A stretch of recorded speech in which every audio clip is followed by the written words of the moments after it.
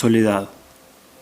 Es deliciosa la tarde cuando el cuerpo todo es un solo sentido que absorbe el placer por cada uno de sus poros.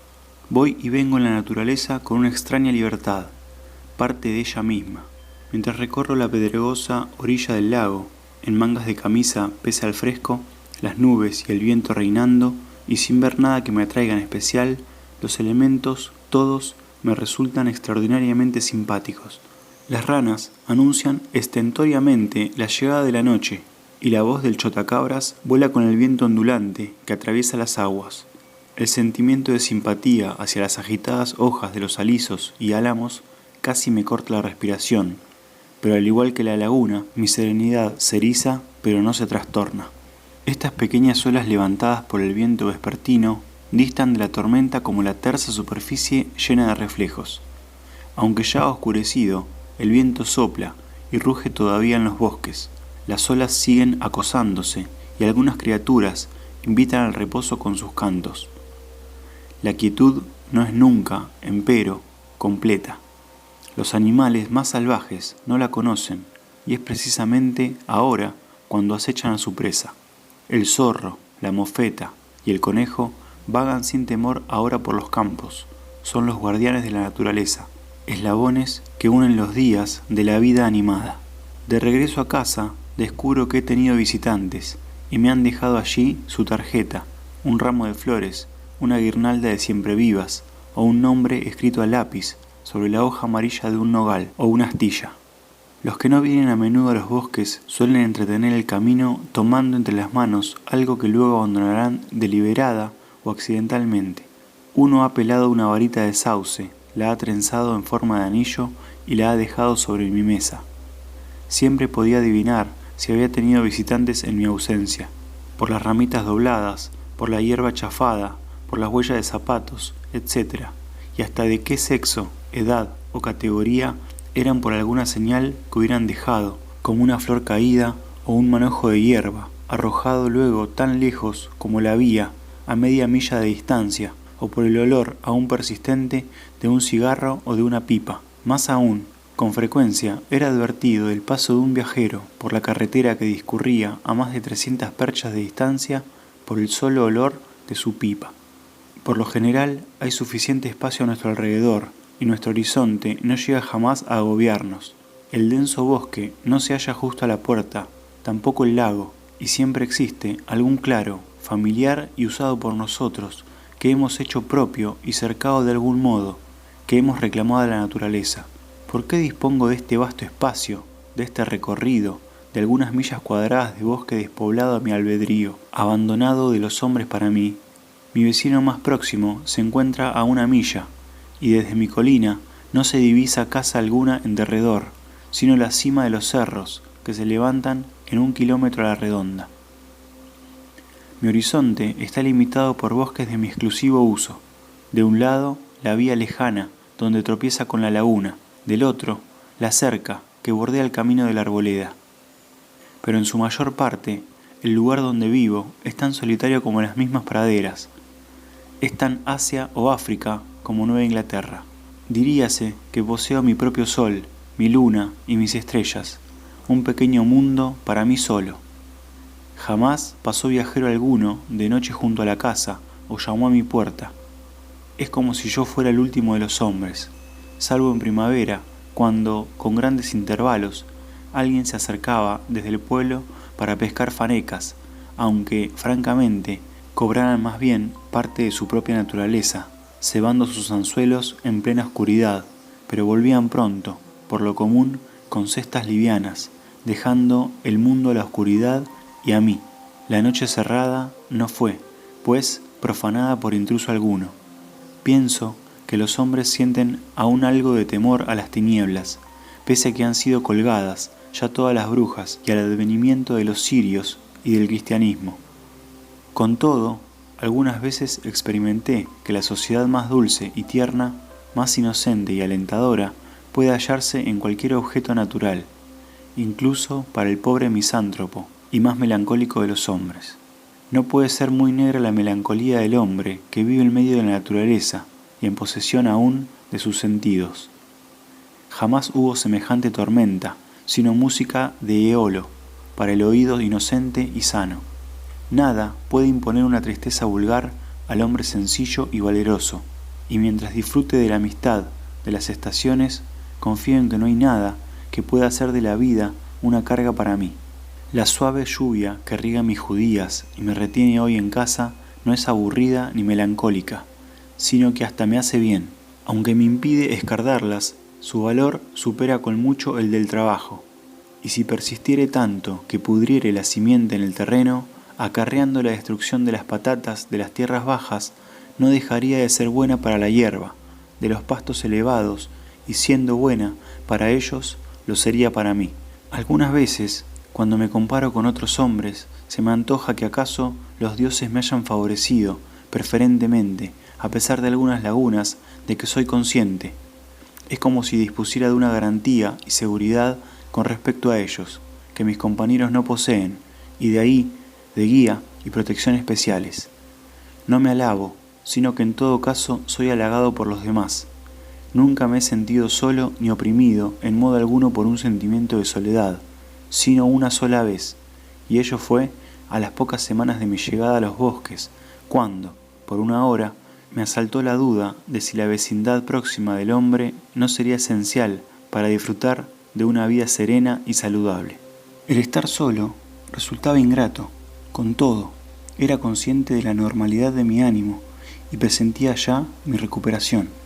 En medio de una suave lluvia, en tanto prevalecían estos pensamientos, me di cuenta, de pronto, de la dulce y beneficiosa compañía que me reportaba la naturaleza misma, con el tamborilear acompasado de las gotas y con cada uno de los sonidos e imágenes que arropaban mi casa. Era una sensación de solidaridad tan infinita e inefable, cual atmósfera que me guardara en su seno, que hacía insignificantes todas las ventajas imaginarias que pudiera comportar la vecindad humana, en las que no he vuelto a pensar ya desde entonces. Cada pequeña aguja de pino se dilataba, henchida de simpatía y amistad para conmigo. Tan patente se me hizo la presencia de algo vinculado a mí, hasta en aquellos paisajes que solemos considerar inhóspitos y tristes, y que lo más allegado a mí por humanidad y sangre no era persona ni ciudadano alguno, que pensé que ningún lugar podría ya resultarme jamás extraño. El llorar a destiempo consume a los tristes, pocos son sus días en la tierra de los vivos. Hermosa hija de Toscar, algunas de mis horas más gratas fueron las que transcurrieron durante los prolongados chaparrones de primavera y otoño, que me recluían en casa mañana y tarde, arrullado por su incesante fragor, cuando un crepúsculo temprano anunciaba un largo anochecer en el que muchos pensamientos tenían tiempo de arraigar y desarrollarse. En aquellas lluvias que se apresuraban hacia el nordeste, que tanto ponían a prueba las casas de la villa y a las mujeres apremiaban balde y estropajo en ristre a la entrada de las casas para salvarlas de aquel diluvio, yo me sentaba tras la puerta de mi cabaña, toda ella vestíbulo o entrada, y gozaba plenamente de su protección. En una ocasión, la tormenta se acompañó de gran aparato eléctrico, y un rayo cayó sobre un gran pino pitea del otro lado de la laguna, abriendo un surco en perfecta espiral, de arriba abajo, de 2 o más dedos de hondo, y como de medio palmo de anchura, como si pretendiera tallarse con él un bastón. Pasé por allí no a mucho, y me sobrecoge todavía la huella, hoy más visible que nunca, dejada hace ya 8 años por aquel terrorífico e irresistible rayo caído del inofensivo cielo.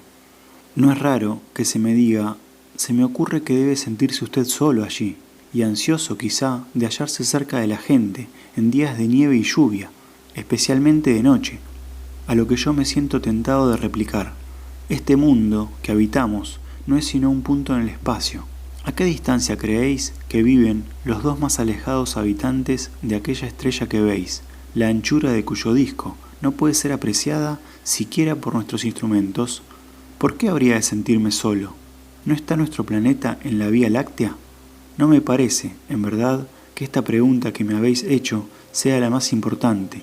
¿Qué clase de espacio es el que separa a un hombre del prójimo y le hace sentirse solitario? Yo he llegado a la conclusión de que no hay movimiento alguno de las piernas que pueda aproximar dos mentes separadas. ¿De qué queremos vivir cerca principalmente? Seguro que no de muchas personas, ni del almacén, la estafeta de correos, el bar, la capilla, la escuela, el colmado, Bacon Hill, Five Points, donde se congregan la mayoría de los hombres, sino de la fuente perenne de nuestra existencia, de donde nuestras experiencias, todas, nos han revelado que proviene, como el sauce se alza cerca del agua y proyecta sus raíces en su busca. La conclusión variará, está claro, con cada naturaleza, pero ese es el lugar donde el hombre, avisado, cavará su sótano. Un atardecer tropecé en la carretera de Walden con un convecino de camino al mercado con una pareja de reses, hombre que ha acumulado lo que se da en llamar una bonita propiedad, aunque yo jamás logré hacerme con una buena impresión de ella, el cual me preguntó que cómo me las arreglaba para renunciar a tantas comodidades modernas. Le respondí que estaba más que seguro de que, comparativamente, me iba harto bien y no bromeaba. Así volví a casa para recogerme en mi lecho y dejé que él siguiera tratando de no errar el camino en plena oscuridad y barro, en ruta hacia Brighton o Bricktown, a donde llegaría a alguna hora de la mañana. Toda perspectiva de despertar o volver a la vida al hombre muerto hace indiferente todo lugar y tiempo. Donde pueda ocurrir, da igual y ha de resultar siempre indescriptiblemente agradable a nuestros sentidos. Las más de las veces dejamos que circunstancias pasajeras y marginales solamente determinen nuestras ocasiones. De hecho, son la causa de nuestra distracción, lo más próximo a las cosas en ese poder que modula su ser. Junto a nosotros son ejecutadas las leyes más grandes. Junto a nosotros no se encuentra el operario que hemos contratado, ese con quien tanto gustamos conversar, sino aquel cuya obra somos. Cuán vasto y profundo es el influjo de los vastos y sutiles poderes del cielo y de la tierra. Tratamos de percibirlos y no los vemos, tratamos de oírlos y no podemos. Identificados con la sustancia de las cosas, no pueden ser separados de ellas. Hacen que en todo el universo los hombres purifiquen y santifiquen sus corazones, y que vistan sus galas domingueras para ofrecer sacrificios y oblaciones a sus antepasados. Es un océano de sutiles inteligencias que se encuentran en todas partes, por encima de nosotros, a nuestra izquierda y a nuestra derecha. Nos rodean por doquier. Somos sujetos de un experimento que no guarda interés para mí. ¿Acaso no podemos pasarnos sin la sociedad de nuestros chismorreos por un corto lapso de tiempo, dadas las circunstancias, teniendo nuestros propios pensamientos para que nos contenten? Confiado dice en verdad. La virtud no queda como huérfano abandonado, necesariamente debe tener vecinos. Con el pensamiento podemos estar fuera de nosotros, en sentido sano. Mediante un esfuerzo consciente de la mente podemos permanecer al margen de los hechos y de sus consecuencias, y todas las cosas, buenas y malas, discurren por nuestro lado como un torrente. No estamos completamente integrados en la naturaleza. Tanto me cabe ser madero arrastrado por las aguas, o Indra que lo observa desde los cielos. Puedo sentirme afectado por una función de teatro. Por otra parte, puedo no serlo por un suceso real que parece concernirme más.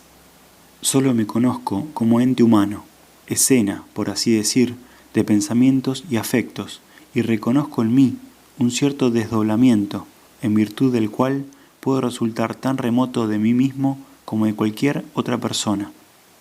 Por muy intensa que sea mi experiencia, soy consciente de que existe un algo crítico de mí que, cabría decir, no forma parte de mi ser, sino que es espectador que no comparte mis experiencias, pero que toma buena nota de ellas, y eso no forma parte de mi persona en mayor medida que el prójimo. Cuando la comedia de la vida, acaso tragedia, da fin, el espectador sigue su camino. Por lo que a él respecta, no era sino una especie de ficción, una obra de la imaginación tan solo. Este desdoblamiento puede hacer de nosotros amigos y vecinos mediocres algunas veces. Encuentro saludable el estar solo la mayor parte del tiempo. La compañía, aún la mejor, cansa y relaja pronto. Me encanta estar solo. Jamás di con compañía más acompañadora que la soledad. Las más de las veces solemos estar más solos entre los hombres que cuando nos encerramos en nuestro cuarto. El hombre que piensa o trabaja está siempre solo, doquiera se encuentre.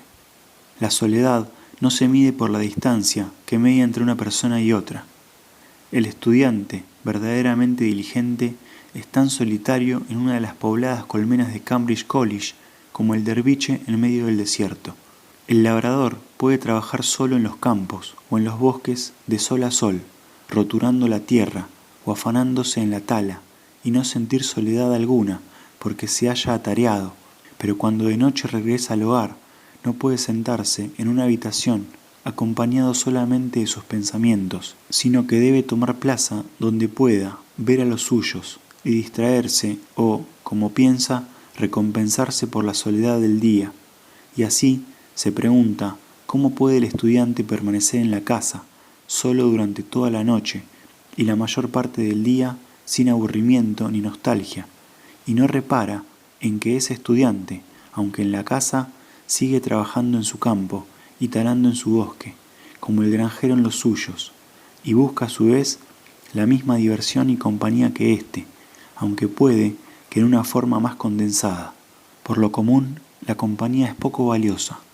Nos encontramos a intervalos muy cortos, sin haber tenido tiempo de adquirir ningún valor nuevo que ofrecernos unos a otros. Nos vemos 3 veces al día con ocasión de las comidas y nos brindamos una nueva prueba de ese queso rancio que somos. Hemos tenido que convenir en una serie de reglas que llamamos de etiqueta y cortesía para hacer este encuentro frecuente tolerable y para evitarnos una guerra declarada. Nos encontramos en correos, socialmente y cada noche junto al fuego. Vivimos apretujados, interferimos recíprocamente nuestros caminos y chocamos unos con otros continuamente, con lo que, pienso yo, nos perdemos algo de respeto mutuo.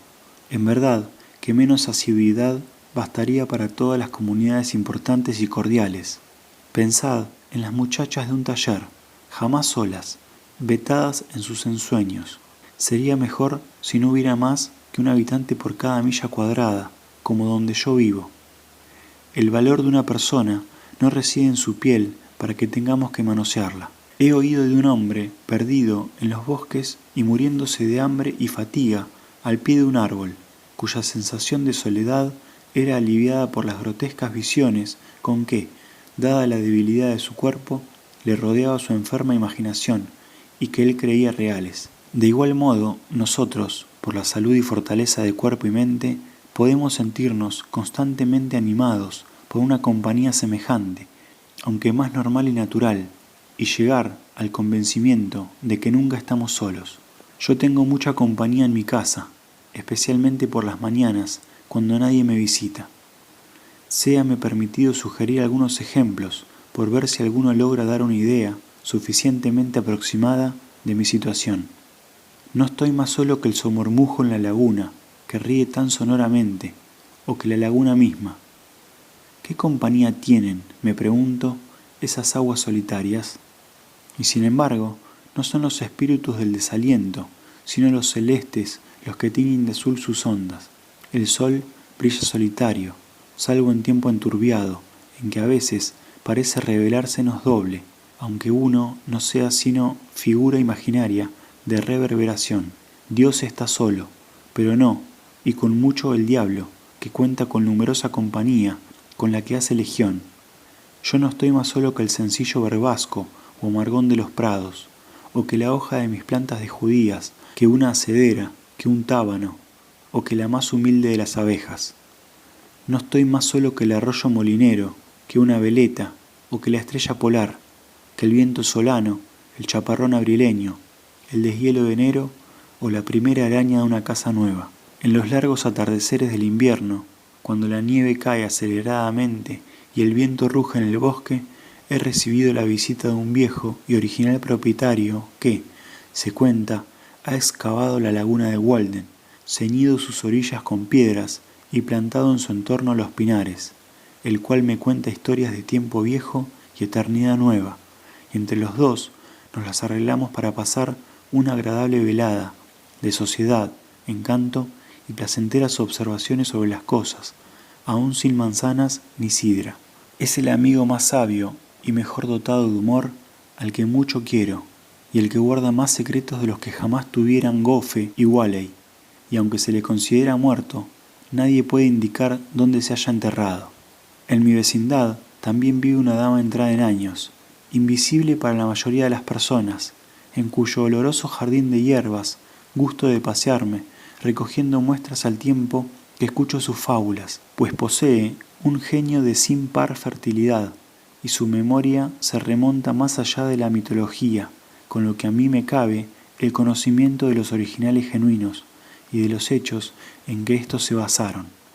Al fin y al cabo, aquellos sucesos ocurrieron en su juventud. Es una dama en edad lozana y vigorosa, que gusta de todos los tiempos y estaciones y susceptible sin duda de sobrevivir a todos sus hijos. La indescriptible inocencia y beneficencia de la naturaleza, del sol, del viento, de la lluvia, del verano y del invierno. ¡Qué salud, qué alegría proporcionan siempre! Y es tal la simpatía que vuelcan sobre nuestra raza que la naturaleza toda se afectaría, se empañaría el sol, suspirarían los vientos con voz humana, las nubes precipitarían lágrimas y los bosques desecharían su follaje para ponerse de luto en pleno verano, si algún hombre sufriera alguna vez por una causa justa. ¿Acaso no debo yo comulgar con la naturaleza? ¿No soy en parte hojas y mantillo? ¿Qué píldora nos mantendrá bien, serenos y satisfechos? No la de mi abuelo y el vuestro, sino esas medicinas universales vegetales, remedios botánicos con que nuestra bisabuela naturaleza se ha conservado siempre joven, sobreviviendo a innumerables pars y alimentando su salud con los huesos y carnes de aquellos en corrupción. Como panacea, en vez de esos pomos curanderiles, de mixturas extraídas del Aqueronte y del Mar Muerto, que vemos sacar de esas largas carretas aplanadas, cual negras goletas hechas para transportar botellas, dejadme aspirar una generosa porción de aire matutino puro, aire de la mañana. Si los hombres no quieren beber de él, en el pristino manantial del alba, ¿por qué hemos de embotellarlo para su venta en el mercado, en beneficio de aquellos que han perdido su billete de suscripción a las horas primeras? Recordad, no obstante, que no se mantendrá incólume hasta el mediodía, ni en el más fresco de los sótanos, sino que expulsará los tapones mucho antes, para seguir hacia el oeste los pasos de Aurora. No soy ningún adorador de Igeia, hija del viejo doctor herborista Esculapio, el que aparece en los monumentos con una serpiente en una mano y una copa en la otra, de la que aquella bebe en ocasiones, sino de Hebe, más bien, hija de Juno, y de la lechuga silvestre, y sumilier de Júpiter, que tenía el poder de devolver a los dioses y a los hombres el vigor de la juventud. Ella, y no otra, fue, probablemente, la única joven sana, robusta y perfectamente equilibrada que jamás recorriera el globo llevando consigo la primavera.